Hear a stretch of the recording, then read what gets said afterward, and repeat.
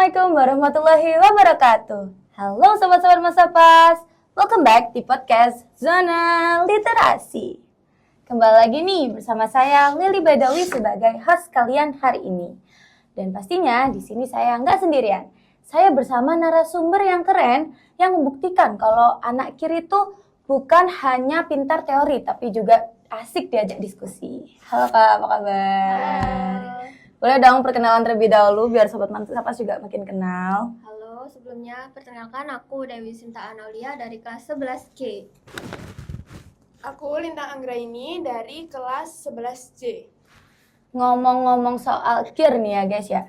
Kalian pernah nggak sih kayak galau atau bingung atau malah kayak mikir kir itu tuh ekstra buat anak yang serius, kaum serius, terus jenius, atau malah justru jadi secret place yang pas buat ngembangin diri. Nah, makanya tonton sampai habis ya. Jangan di-skip karena kita bakal bedah topik tersebut di episode kali ini. Oke, langsung kita gas ke pertanyaan aja kali ya. Oke. Jadi Kak, kan banyak ya yang ngira kir itu ekskul anak pinter doang. Menurut Kakak, itu tuh mitos atau fakta sih? Dan apa dampaknya ke minat siswa buat gabung kir? Oke, sebenarnya itu bukan mitos atau fakta sih ya. Karena banyak orang juga mikirnya kalau ekstra kir itu cuman buat orang pinter aja, padahal kenyataannya itu kita di sana tuh benar-benar mulai dari nol. Semua yang nggak bisa, ada yang nggak bisa, sama ada yang bisa itu kita kumpulin jadi satu, itu kita belajar lagi bareng di situ. Jadi nggak cuma pinter enggaknya, sebenarnya semuanya itu punya potensi buat ngembangin diri gitu. Tuh guys, denger ya. Jadi tuh kir itu bukan buat anak pinter aja, tapi yang penting mau belajar prosesnya gitu Iya ya. benar. Oke, lanjut. Kalau kir cuma disuruh nulis makalah atau karya tulis, menurut Kakak kir bakal mati atau tetap relevan? Harusnya kir itu berkembang ke arah apa? Jadi menurut kita kalau misalnya kegiatan KIR hanya membuat laporan, habis itu dikumpulin, membuat laporan lagi, dikumpulin. Jadi kan kayak ngejar deadline ya kan. Jadi mereka itu hanya memikirkan selesai apa belum. Jadi mereka nggak memahami apa yang mereka tulis gitu. Harusnya kan di karya ilmiah itu kita harus memahami masalah yang kita ambil. Apakah masalah itu tuh penting apa enggak? Masalah itu perlu dibahas apa enggak gitu. Terus harusnya KIR itu berkembang ke arah lebih nyambung dalam kehidupan sehari-hari. Misalnya melakukan observasi mengenai masalah tersebut dari sekitar kita. Terus juga dari masalah tersebut itu sesekali kita melakukan eksperimen kecil. Ya meskipun dari eksperimen tersebut itu belum cukup sempurna gitu. Oh, setuju banget sih. Jadi kayak apa ya? Kir itu bisa dibilang wadah eksperimen. Iya. Jadi kayak bukan cuma kayak ngerjain, ngumpulin, tapi emang kita perlu memahami gitu ya. Iya. Nah, pernah nggak sih Kakak ngerasa kayak tulisan Kakak tuh jelek, ditolak, atau diremehkan? Momen apa yang paling bikin Kakak itu jadi kayak ngerasa pengen berhenti, kayak nyerah gitu? Sebenarnya bukan karena tulisan kita jelek sih, tapi karena kayak nggak relevan aja sama yang mau diselesaikan. Dari pengalaman aku sendiri sih ya, pernah aku merasa kayak ngestak di itu aja. Apalagi pas pertama kali aku coba buat nulis itu ya, aku kan nggak tahu apa-apa. Dulu pas kelas 10 itu aku tiba-tiba diajak join lomba gitu. Aku yang nggak tahu apa-apa kayak ini harus mulainya dari mana, terus juga aku kan aku kan bingung.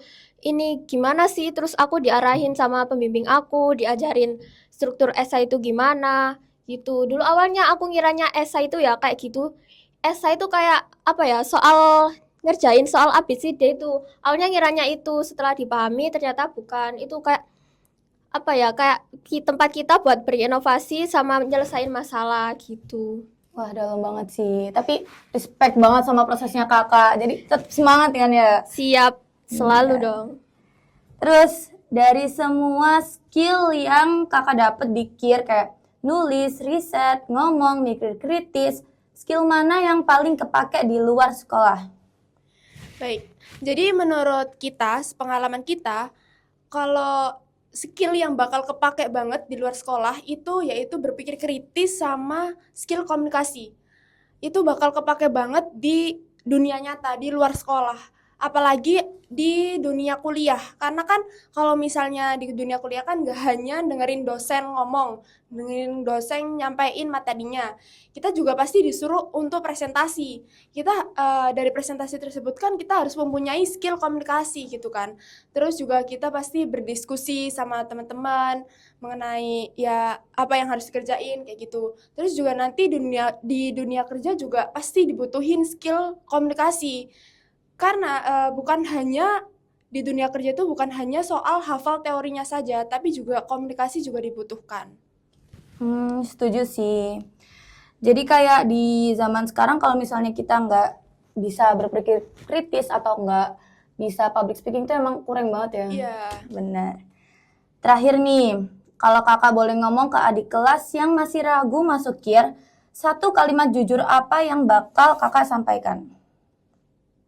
Sebenarnya jangan ragu masuk KIR sih ya, karena di KIR itu kita bisa ngembangin bakat yang kita punya. Terus dari join KIR itu juga kita kan bisa sambil itu ya nyicil sertifikat buat ke perguruan tinggi. Terus kita juga bisa mengasah skill public speaking kita, terus juga berpikir kritis sama yang disampaikan Kak Lintang tadi gitu. Yang aku highlight pokoknya jangan takut gitu aja ya. Iya, jangan takut buat mencoba hal baru. Jangan takut untuk mencoba hal baru. Kalimat yang pas banget buat nutup obrolan kita hari ini. Nah, itu tadi obrolan seru kita tentang seluk-beluk KIR. Intinya mau kalian masuk buat riset serius atau sekedar mencari pengalaman atau malah mencari passion baru yang terpendam, yang paling mahal itu adalah prosesnya. Bener. Terima kasih buat Sobat Mansapas yang udah nemenin kita dari awal sampai akhir. Jangan lupa follow biar nggak ketinggalan episode-episode podcast seru lainnya. Saya, Afilia Citra Bedawi sebagai host, izin pamit undur diri ya. See you!